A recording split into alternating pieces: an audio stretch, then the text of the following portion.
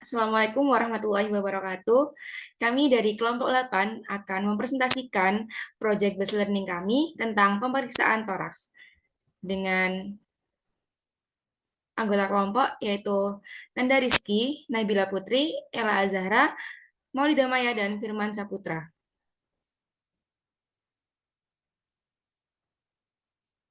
Oke, selanjutnya akan membahas tentang case study.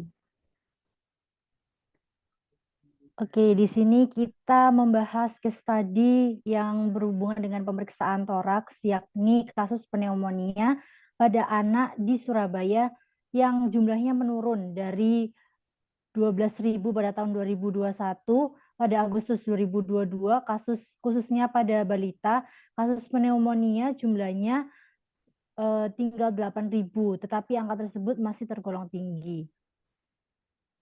Next.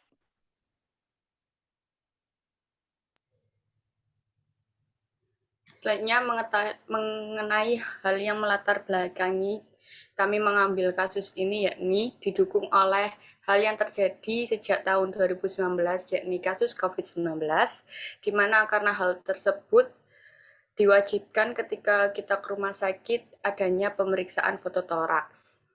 Lalu diagnosa pneumonia pada pasien COVID-19 saat awal masuk rumah sakit dapat diketahui berdasarkan hasil pemeriksaan CT scan dada.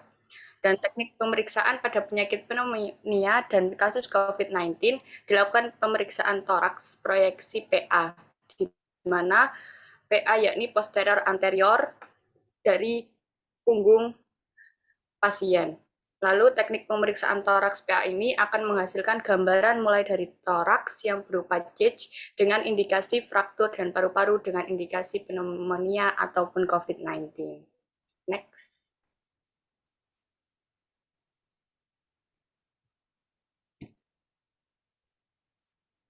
Baik, rumusan masalahnya yakni bagaimana teknik pemeriksaan penyakit pneumonia dan tujuan dari case hari ini yakni untuk mengetahui teknik pemeriksaan penyakit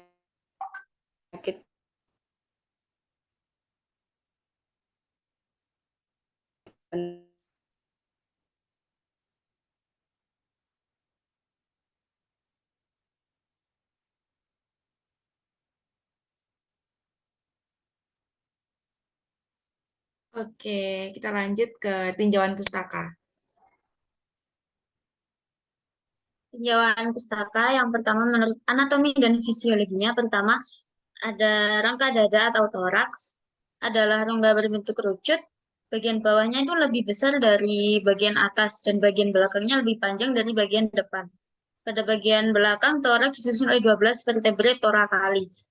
Yang kedua ada kerangka dada. Batas-batas yang menyusun rongga pada toraks adalah tulang dada dan tulang rawan tulang rusuk di depan, ke-12 ruas tulang belakang beserta cakram antar ruas. Yang ketiga ada paru-paru.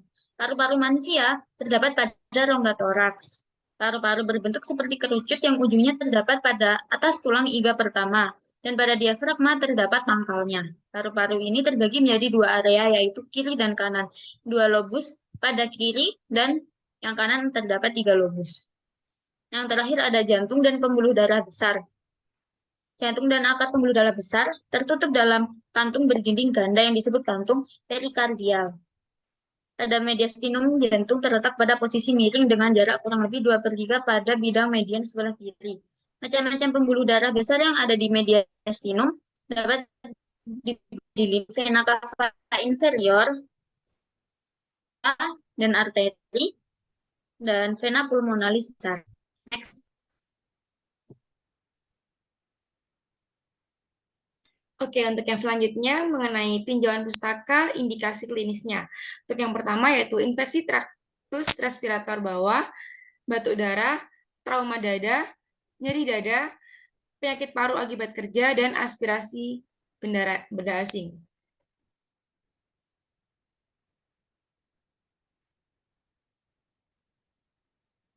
Oke, baik, di sini masuk ke hasil dan pembahasan.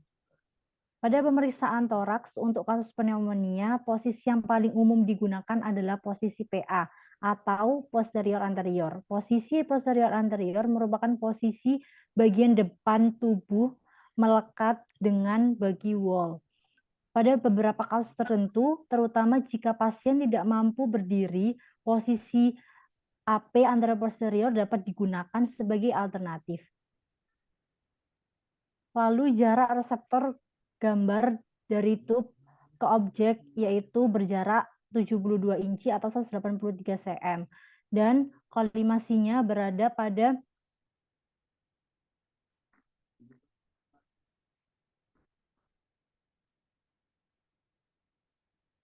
ditentukan dengan bidang margin diterangi ke bagian margin kulit luar di setiap sisi dari permukaan dada posterior. Mengingat bahwa paru-paru mengembang saat dalam inspirasi, lalu batas kolimasi atas dan bawah adalah lebih sulit untuk ditentukan karena margin paru-paru tidak terlihat secara eksternal. Next.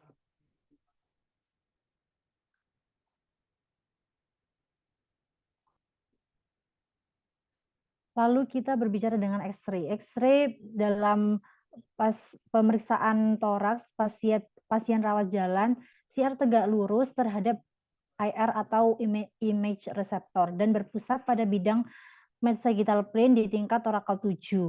Foto toraks harus tidak ada rotasi dan pasien diberi aba-aba untuk melakukan inspirasi penuh hingga kosta 9. Ini sangat penting untuk pemeriksaan toraks. Karena untuk melihat hasil yang bagus dalam melihat paru-paru secara penuh. Lalu kriteria gambar. Yang pertama, foto mencakup keseluruhan toraks yang sudah saya sebutkan sebelumnya. Yang kedua yaitu bagian atas atau apex dari paru-paru tidak terpotong. Jadi kelihatan semua. Lalu yang ketiga ada bagian bawah. Kedua, sinus costophrenicus tidak terpotong. Yang keempat, diafragma mencapai kosta 9 seperti yang saya sebutkan sebelumnya.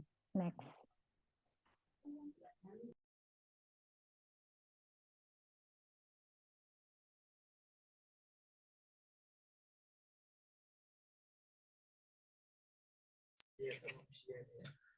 Jadi kesimpulan dari pembahasan tadi, pada kasus pneumonia posisi yang paling umum digunakan adalah posisi PA. CR pada pasien rawat jalan adalah tegak lurus terhadap IR dan berpusat pada bidang mid-sagittal plane di tingkat torakal 7 dan IR dipusatkan ke CR.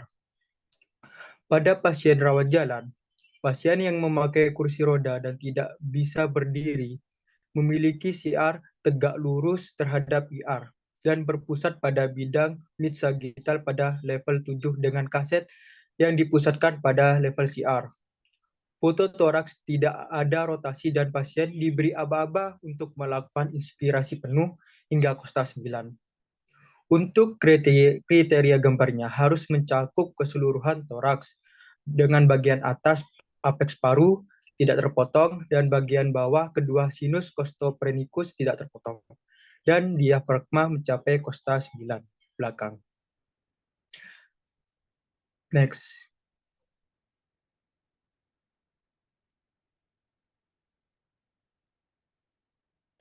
Dan untuk saran ke depannya, sebaiknya saat pemeriksaan toraks, pasien diberi instruksi untuk inspirasi penuh dan menahannya selama 3 detik. Expose dilakukan pada inspirasi kedua yang dilakukan pasien agar mendapat hasil citra yang bagus.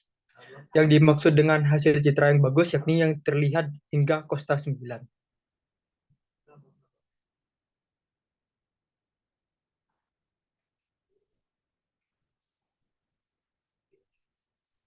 Sekian dari kami. Wassalamualaikum warahmatullahi wabarakatuh.